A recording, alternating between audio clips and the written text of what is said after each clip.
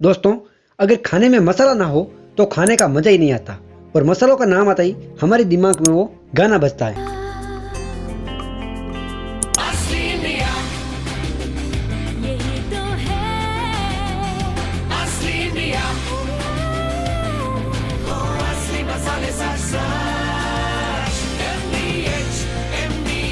यही है असली इंडिया।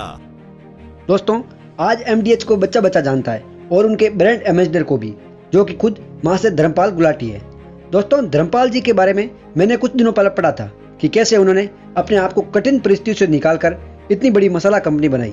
दोस्तों, उनकी स्टोरी बहुत ही इंस्पिरेशनल है। जो लोग कहते हैं कि उनके पास पैसा नहीं है, कोई बिजनेस कैसे स्टार्ट करें, उनके मुंह पर धर्मपाल जी ने चमाटा मारा है।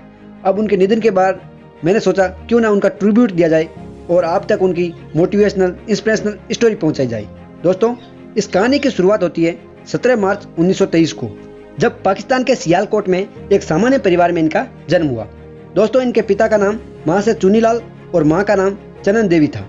इनका बचपन सियालकोट में ही बीता, जहां उनके पिता की मिर्च मसालों की दुकान थी, जिसका नाम था मां सियानिधि हट्टी। दोस्तों, इनके पिता अपने बनाई मिर्च मसालों के कारण उस क्षेत्र में दिग्गी मिर्च वालों के नाम से जाने जाते थे। दोस्तों, धर्मपाल जी का मन कभी भी पढ़ाई लिखाई में नहीं लगा और 5वीं कक्षा में फेल होने के बाद उन्होंने अपनी पढ़ाई छोड़ दी।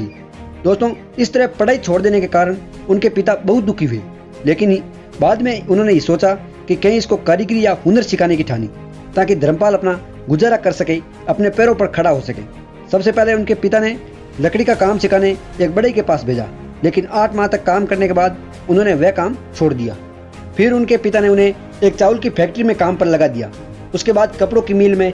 दोस्तों, 15 वर्ष की उम्र तक धर्मपाल जी ने कपड़ों से लेकर हार्डवेयर तक कई काम करके छोड़ चुके थे।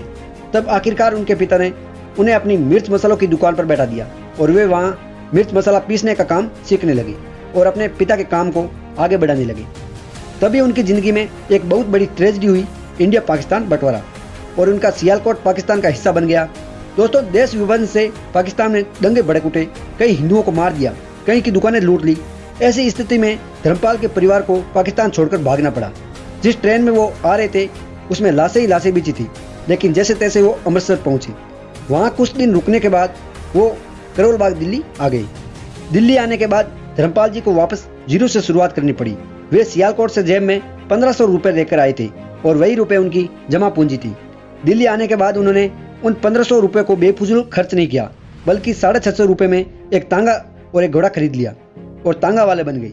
वे न्यू दिल्ली स्टेशन से लेकर कुतुब रोड और करोल बाग से लेकर बड़ा हिंदू राव तक तांगा चलाते थे, लेकिन उनकी किस्मत में तांगा वाला बनना नहीं लिखा था। कुछ दिनों बाद उन्होंने तांगा बेच दिया और उन पैसों से एक लकड़ी का खोखा खरीद लिया। अजमल खान रोड पर एक छोटी सी दुकान बनवा ली और उसी दुकान में उन्होंने मिर्च मसालों का अपना पुश्तैनी धंधा फिर से शुरू किया। अपनी इस दुकान का नाम उन्होंने मां सियादी हट्टी रखा और आगे चलकर यही MDH बना। उनको मसालों का ज्ञान तो बहुत था, जिस वजह से उनका धंधा अच्छा चलने लगा। और जैसे जैसे लोगों को पता चला कि ये वही सियालकोट के दिग्गी मिर्च वाले हैं, तो उनका बिजनेस और भी तेजी से ग्रो करने लगा। साथ ही उनके बनाए मसालों की क्वालिटी भी इतनी अच्छी थी कि लोगों का उन पर भरोसा बढ़ता गया। 1968 तक उन्होंने दिल्ली में अपनी मसालों की फैक्ट्री खोल ली और उसके बाद उनके मसाले पूरे भारत में और बाहर देशों में एक्सपोर्ट होने लगे। आज उनका मां सियादी हट्टी MDH एक बहुत बड़ा ब्रांड है। वे MDH के प्रबंधक निदेशक और खुद के मसालों के खुद ही ब्रांड एम्बेसडर है। आज MDH 100 से अधिक देशों में अपने 60 से अधिक प्रोडक्ट की सप्लाई करता है। दोस्तों, कभी दो आना लेकर तांगा चलाने वाला आज अरबपति है। उन्होंने अपनी मेहनत और लगन से आज ये मुकाम हासिल किया है। एक उद्योगपति होने के साथ साथ वे एक समाज सेवी भी है।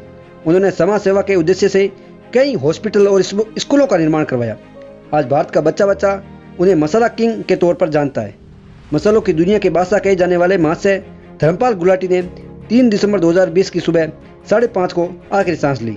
आज की न्यू जनरेशन के लिए मास्टर जी ने एक बेहतरीन एग्जाम्पल रखा, जिसे देखकर सभी यंग बिजनेसमैन और एंटरप्रेन्योर को उनके नक्शे कदम पर चलना चाहिए। एक्सप्रेस लाइफ की पूरी टीम ऐसे महान कार्य के लिए उन्हें दिल से सलाम करता है।